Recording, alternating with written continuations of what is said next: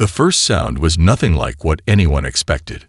Most historical records would later describe the resonant collective's invasion as a thunderous apocalypse, a cacophony of destruction that should have spelled humanity's immediate doom.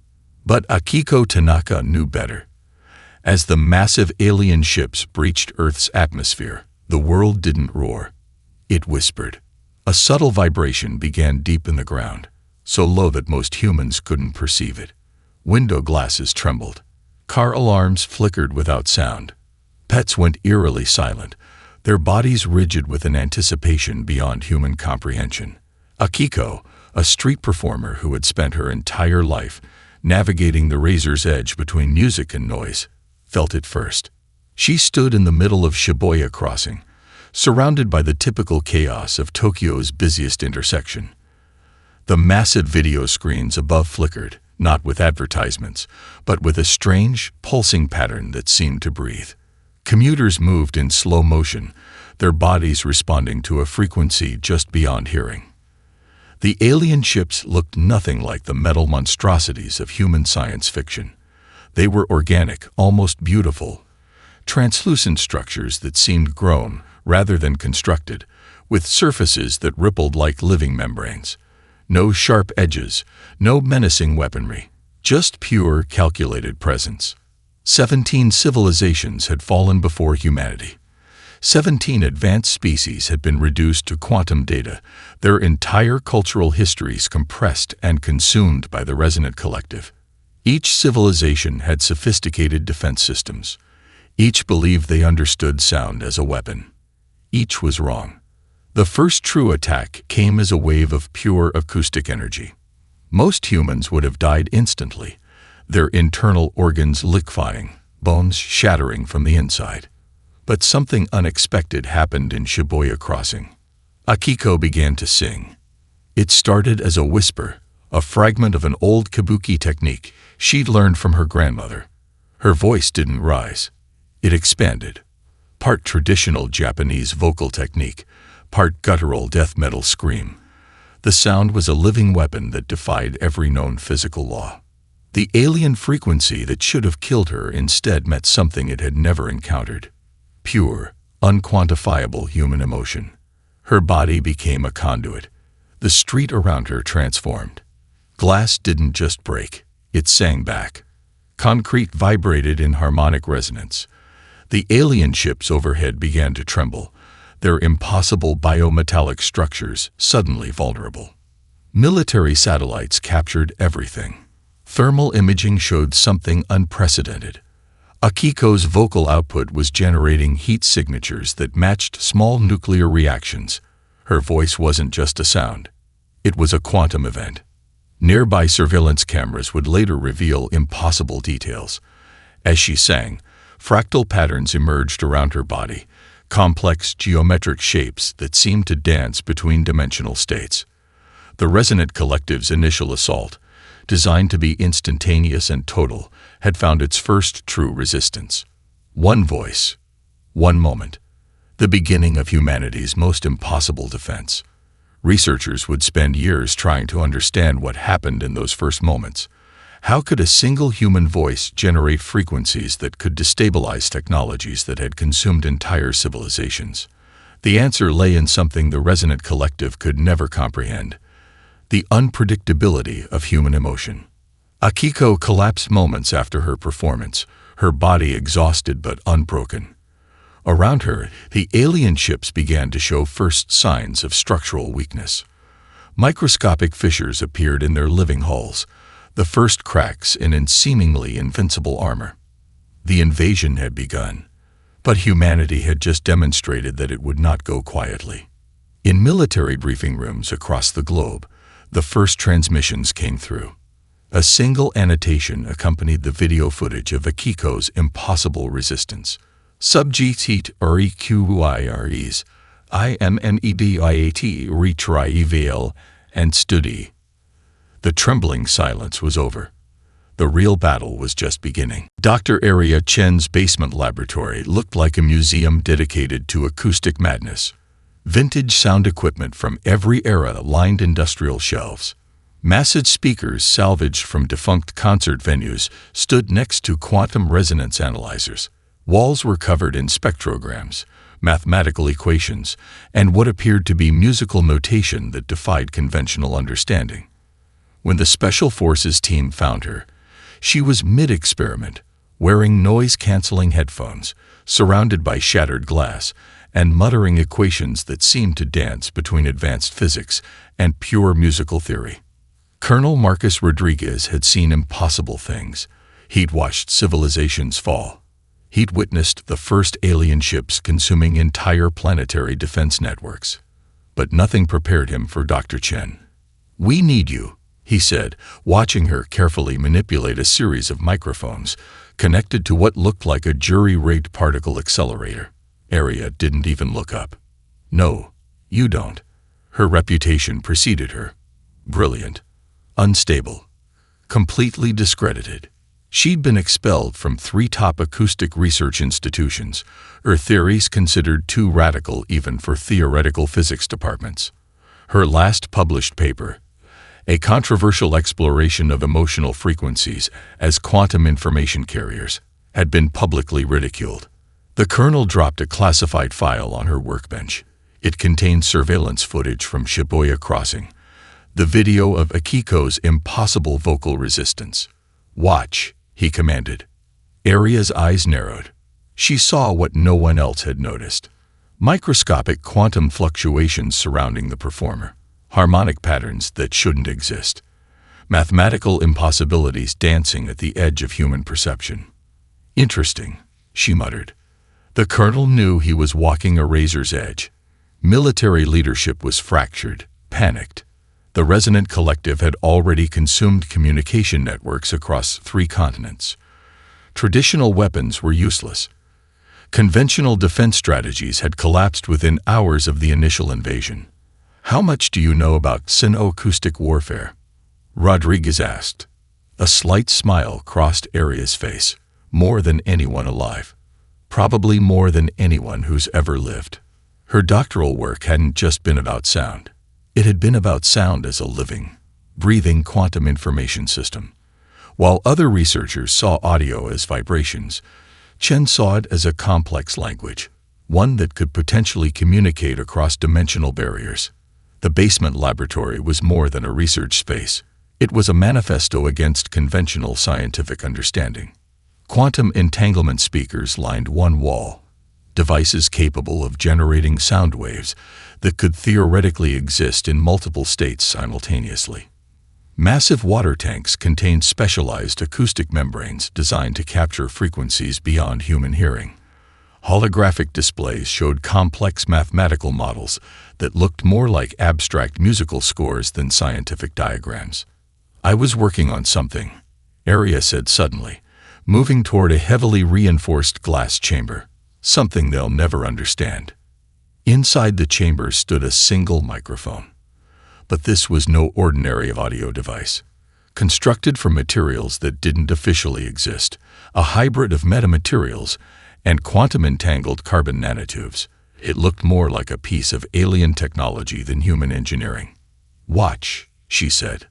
With a precise movement, she spoke a single, modulated tone into the microphone.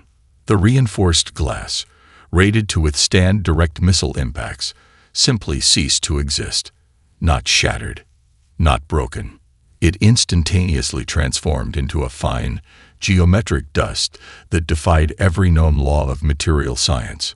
Colonel Rodriguez didn't flinch. He'd seen enough impossible things to know that humanity's survival would depend on embracing the utterly incomprehensible. "We're under attack," he said quietly. "And you might be our only hope." Arya Chen looked at the colonel.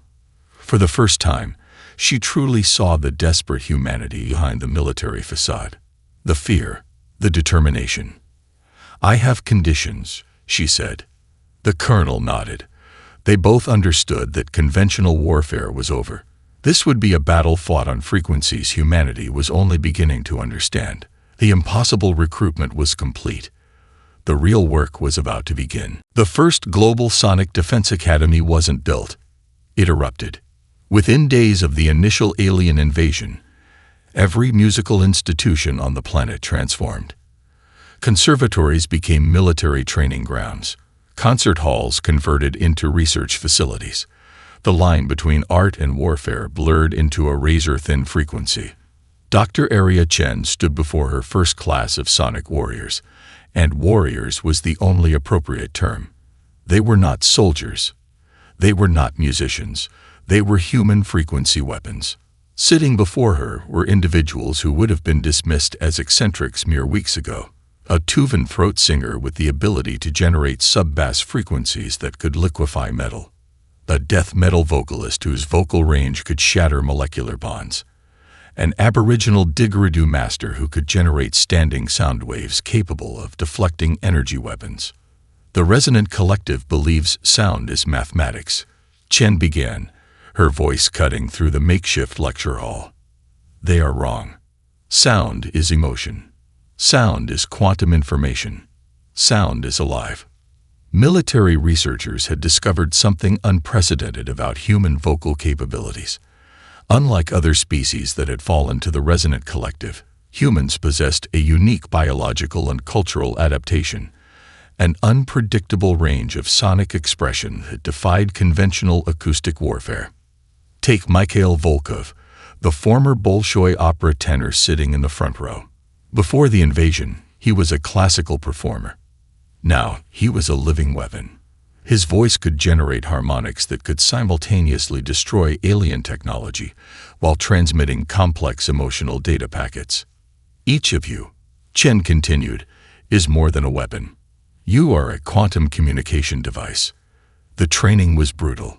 12-hour days of vocal exercises that pushed human physiology to its absolute limits. Participants learned to modulate their voices across impossible ranges, to generate frequencies that could simultaneously destroy and communicate. Dr. Kazuo Nakamura, a neuroacoustics specialist recruited from Tokyo University, had developed a breakthrough training protocol. Using advanced neural mapping and quantum resonance technology, they could now quantify the emotional content of human sound, something the Resonant Collective's mathematical models could never comprehend. Emotion is information, Nakamura would explain to bewildered military commanders. And in this war, information is survival. The global recruitment was unprecedented. Indigenous vocal masters from every continent were extracted and given top-secret clearance. An Inuit throat singer from northern Canada discovered she could generate frequencies that could disrupt alien quantum communication networks. A Mongolian long song performer found her traditional techniques could create standing sound waves capable of deflecting energy weapons. Military satellites began tracking something extraordinary. These sonic warriors weren't just generating destructive frequencies. They were creating complex, living information systems that the aliens couldn't predict or counter. Dr. Chen's team discovered that human vocal capabilities represented something entirely new in galactic warfare. While alien sonic technologies operated on mathematical precision, human voices carried an unquantifiable element. Raw, unpredictable emotion that could literally tear through molecular structures. We are not fighting with weapons, Chen would tell her recruits. We are fighting with our humanity. The training facility, hidden beneath the Canadian Rocky Mountains, became a crucible of impossible science. Quantum acoustics merged with cultural performance techniques. Neural interfaces allowed vocalists to visualize their sound as living, breathing mathematical constructs. Mikhail Volkov demonstrated the first breakthrough during a training session. Asked to generate a defensive frequency, he didn't just produce a sound. He sang a fragment of a Russian folk song, a melody of loss, of resistance, of hope. The resulting sonic wave didn't just destroy the test equipment. It created a quantum information cascade that left the research team speechless. How did you do that? Chen asked, her scientific curiosity burning. Volkov simply smiled. I remembered my grandmother's lullaby. The Resonant Collective had consumed 17 civilizations. They believed they understood sound as a weapon. They were about to learn how wrong they were. The sonic rebellion had begun, and humanity was just tuning up. New York City had always been a battlefield. But never like this. The first major confrontation wasn't about metal and explosives. It was about sound. As the Resonant Collective's primary assault force descended upon Manhattan, they expected the typical capitulation. Massive bioacoustic ships hovered above the skyline, their translucent membranes pulsing with frequencies designed to liquefy human consciousness. In Central Park, the resistance was assembling. Jamal Williams, former underground hip-hop artist turned sonic warrior, stood alongside Elena Rodriguez, a Peruvian indigenous throat singer from the Andes. Behind them, a diverse assembly of the world's most extraordinary vocalists formed a living sound barrier. To the alien observers, it must have looked ridiculous. Humans standing in formation, some wearing traditional cultural garments, others in tactical gear. No conventional weapons, just microphones, specialized audio equipment, and voices. Sync Protocol Alpha. Dr. Arya Chen's voice crackled through their neural communicators. Frequency modulation on my mark. The first wave of alien sonic weapons hit like a tsunami of pure mathematical destruction. Buildings should have crumbled. Humans should have been reduced to quantum data. Instead, something unprecedented happened. Jamal began with a deep, guttural hip-hop cadence. Not a song. A weapon.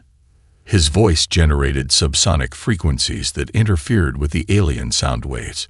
Beside him, Elena's throat singing created harmonics that seemed to twist the very fabric of acoustic space. Their performance was more than music.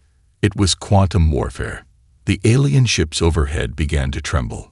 Their biometallic structures, designed to consume entire civilizations, started to fracture. Not from physical impact. From sound. Thermal imaging would later show something impossible. The human vocalists were generating heat signatures that matched small nuclear reactions. Their voices weren't just disrupting alien technologies. They were rewriting the fundamental rules of acoustic warfare.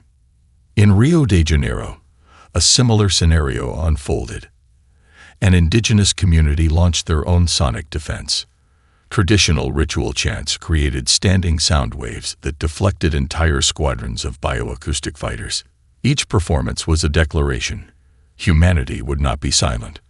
Dr. Chen watched from the underground command center, neural interfaces displaying complex frequency patterns that danced between mathematical precision and pure emotional chaos.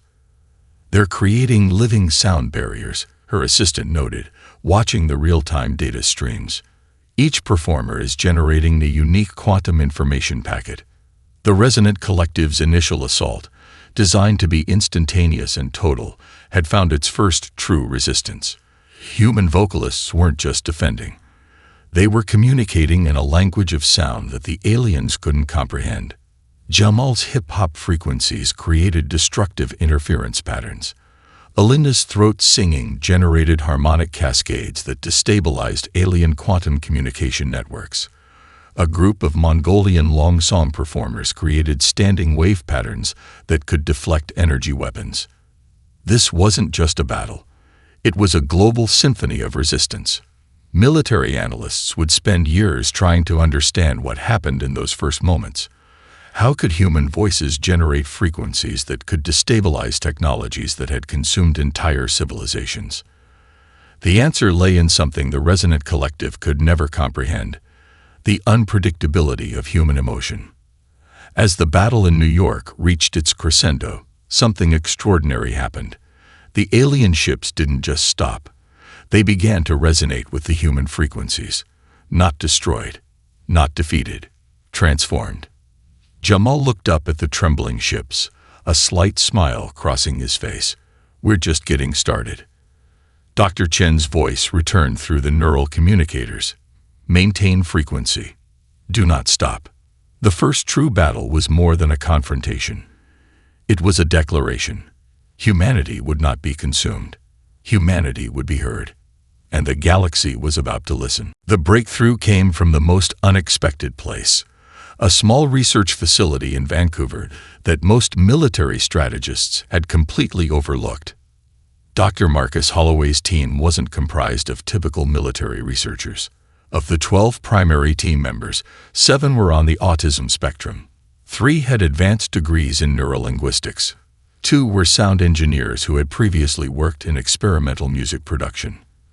What they understood, and what the Resonant Collective could never comprehend, was that sound was never just a physical phenomenon. It was an emotional language.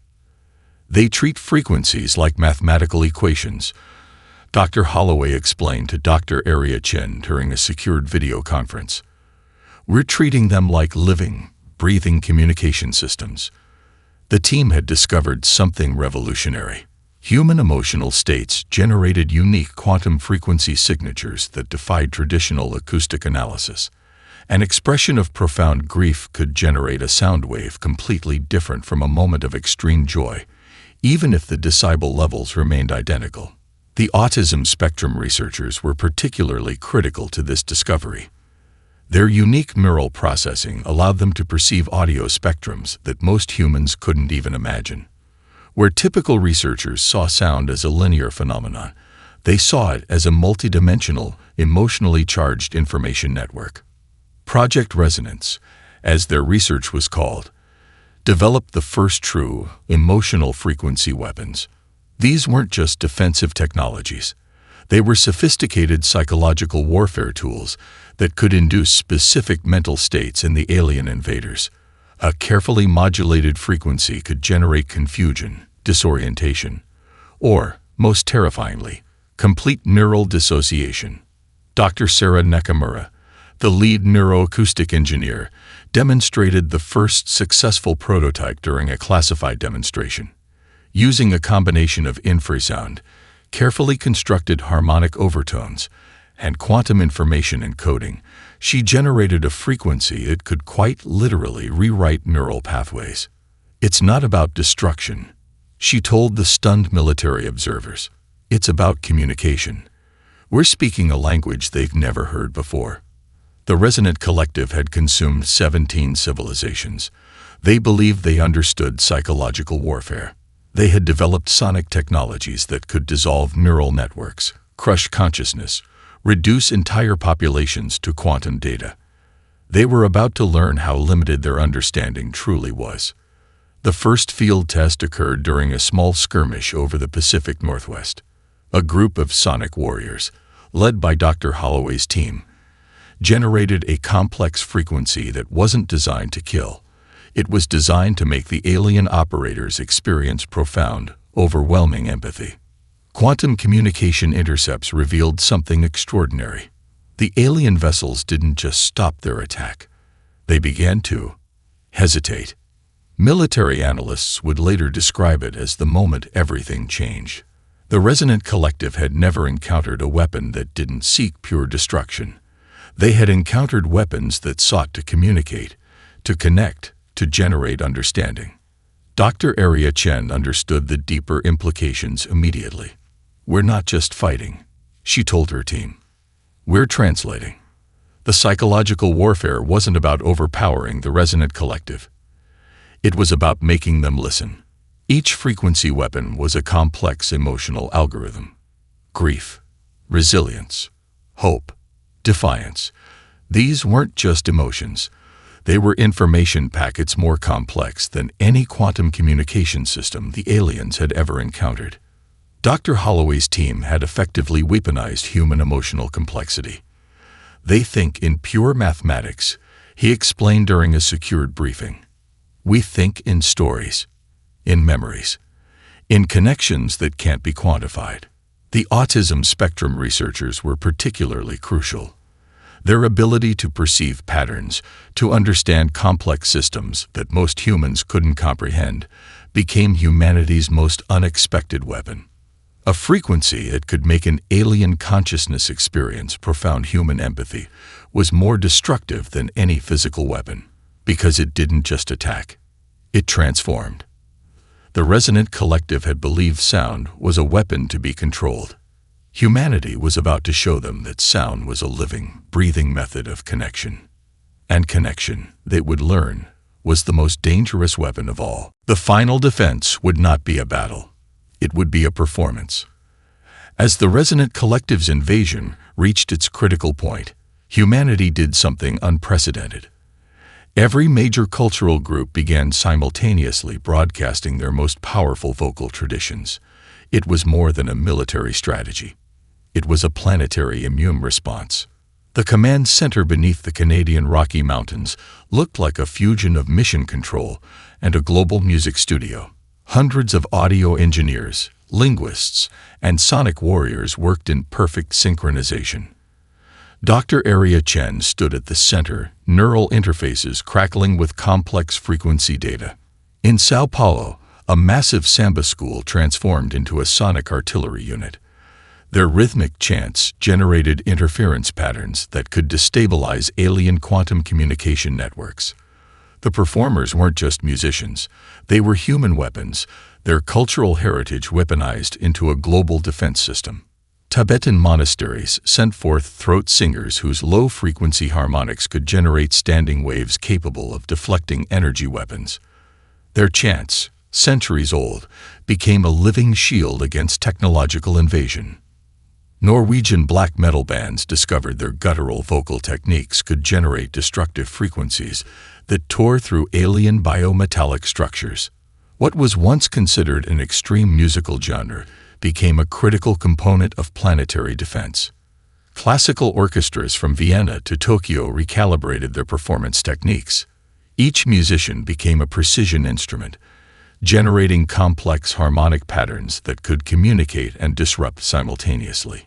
Indigenous communities from the Amazon to the Australian outback contributed vocal techniques that had survived thousands of years.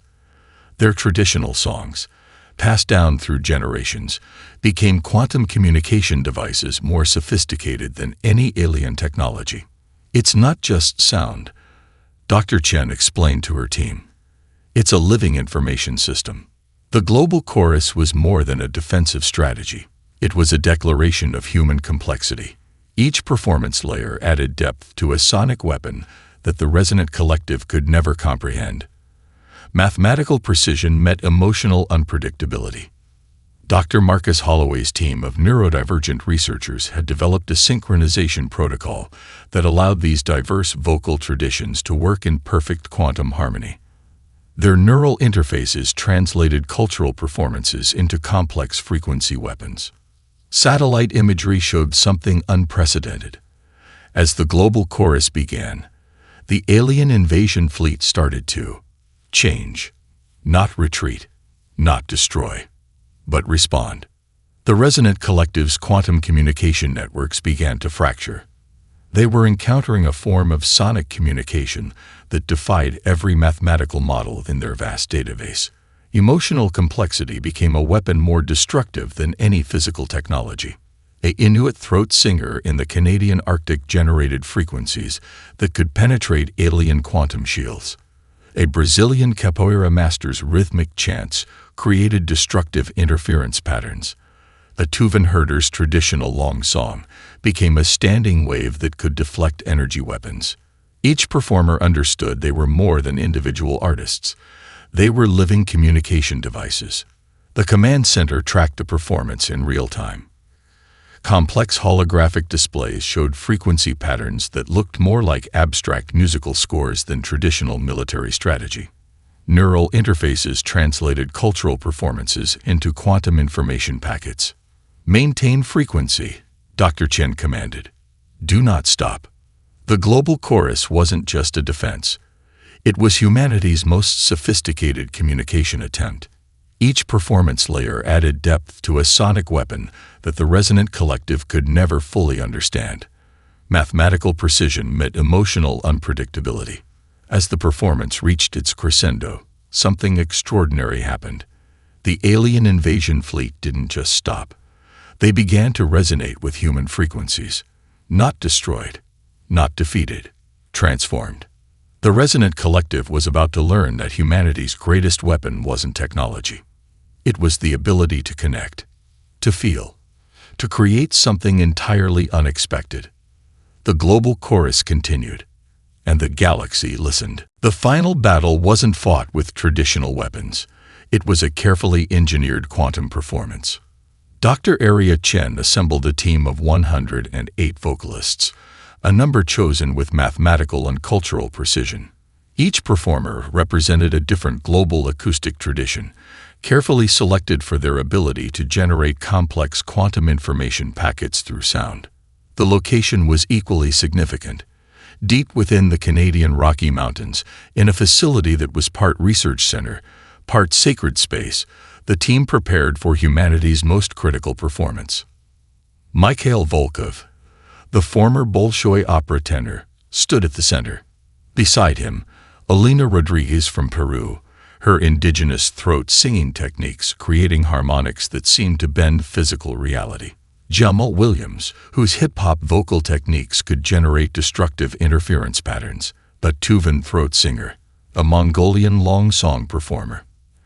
Aboriginal didgeridoo masters, classical opera singers, each a living instrument, each a quantum communication device. Dr. Chen's neural interfaces connected them, not just technologically, but emotionally. The team had undergone months of intense training that went far beyond vocal techniques. They had learned to synchronize their emotional states, to generate frequencies that were part sound, part pure quantum information. "This isn't a performance," Dr. Chen told them during their final briefing. "This is translation." The Resonant Collective's technological infrastructure was a marvel of mathematical precision. Quantum communication networks that had consumed 17 civilizations, sonic weapons that could reduce entire planetary populations to quantum data in milliseconds. They were about to meet their greatest challenge. As the performance began, something extraordinary happened. The vocalists weren't just generating sound. They were creating a living, breathing information system that defied every known law of acoustic warfare. Mikhail's operatic range generated complex harmonic overtones that seemed to twist the very fabric of quantum space. Elena's throat singing created standing waves that could penetrate the most advanced alien defensive systems. Jamal's rhythmic frequencies generated destructive interference patterns that tore through alien communication networks. The neural interfaces tracked something unprecedented. Each vocalist was generating a unique quantum information packet, a combination of sound, emotion, and pure mathematical complexity that the Resonant Collective had never encountered. Dr. Marcus Holloway's team watched from the command center, their neurodivergent researchers tracking patterns invisible to most human perception. They saw what the vocalists were truly doing, not just generating sound, but creating a living translation system. The alien ships overhead began to change, not destroyed, not defeated, but fundamentally transformed. Quantum communication intercepts revealed something extraordinary. The Resonant Collective wasn't just hearing the performance.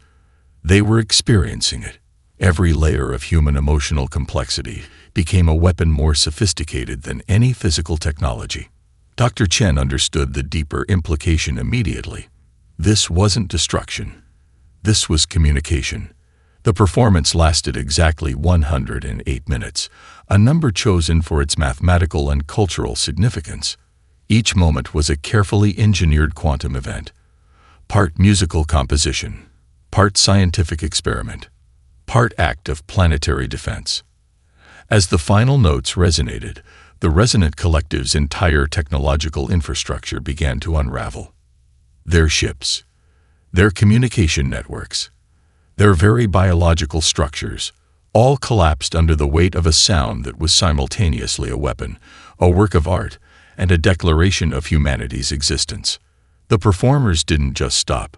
They continued, their voices creating a living, breathing information system that rewrote the fundamental rules of galactic communication. Mikhail Volkov, tears streaming down his face, looked up at the transforming alien ships. "We are not just defending," he whispered. "We are speaking." In that moment, humanity did more than resist an invasion. They introduced a completely new paradigm of communication to the galaxy. The Resonant Collective would spend generations trying to understand how a species could turn its most intimate form of expression into the most sophisticated weapon in the known universe. The final battle was over. Humanity had just begun to speak. The aftermath was nothing like anyone expected. Surviving members of the Resonant Collective didn't arrive as defeated conquerors. They came as students. Earth transformed overnight. The underground research facilities that had been humanity's last line of defense became something entirely new. Diplomatic centers, cultural exchange zones, and advanced communication research institutes. Dr. Aria Chen found herself at the center of a revolution that extended far beyond military strategy. The aliens weren't just studying human sonic capabilities. They were attempting to fundamentally rewrite their understanding of communication. It's not about weapons, she explained during the first interstellar conference. It's about connection. The quantum performance that had stopped the invasion became known as the Harmonic resolution, a moment that redefined galactic communication. Researchers discovered that the vocal performance hadn't just disrupted the Resonant Collective. It had fundamentally transformed their understanding of information exchange. Alien delegations began arriving from across known space. They came to understand how a species could generate communication systems so complex, so emotionally nuanced, that they defied traditional quantum information models. Dr. Marcus Holloway's team of neurodivergent researchers became unexpected diplomats. Their unique perception, once considered a limitation, was now humanity's greatest diplomatic asset. They could translate between human emotional complexity and alien mathematical precision in ways no one else could comprehend. The global vocal warriors became more than military assets. They were living bridges between civilizations. Mikhail Volkov, the former opera singer who had been critical to the final performance, now led diplomatic missions. His ability to generate complex emotional frequencies became a tool of unprecedented diplomatic significance. Musicians, singers, and sound artists were no longer entertainers. They were communication specialists of the highest order. Technological exchange was just the beginning. The Resonant Collective revealed that they had been consuming civilizations not out of malice, but out of a desperate attempt to understand complexity. Their own communication systems were so mathematically precise that they couldn't comprehend emotional nuance. Humanity had shown them an entirely new way of perceiving information. Research facilities sprung up across the planet. Indigenous vocal traditions that had survived thousands of years became critical fields of study. Linguistic departments expanded to include quantum communication studies. Music conservatories became essential diplomatic training grounds. We didn't just defend ourselves, Dr. Chen told a packed international conference. We introduced a new language to the galaxy. The transformation wasn't just technological. It was cultural, philosophical, deeply human. Alien researchers discovered that human artistic expression, music, poetry, storytelling, was a form of quantum information exchange far more complex than any technological communication system they had ever encountered. Each cultural performance was a living, breathing information packet. The Resonant Collective began systematically studying human emotional complexity. They were no longer conquerors, they had become students. Indigenous communities that had preserved ancient vocal traditions found themselves at the forefront of galactic diplomatic research. A Tuvan throat singer could now generate communication frequencies that could bridge entire civilizational gaps. An Aboriginal didgeridoo master became a quantum communication specialist. Dr. Elena Rodriguez, who had been critical in the initial resistance, now led an international research institute dedicated to understanding sonic communication. Her work bridged human cultural diversity with alien quantum information systems. The global chorus that had stopped the invasion became a template for a new form of interstellar communication, not based on mathematical precision, but on emotional complexity, cultural diversity, and the ability to truly listen. Humanity had introduced something revolutionary to the galaxy. The concept that communication was more than information transfer. It was connection. The Resonant Collective would spend generations trying to understand how a species could turn its most intimate form of expression into the most sophisticated communication system in the known universe. What began as an invasion had become the most significant cultural exchange in galactic history, and humanity was just beginning to speak.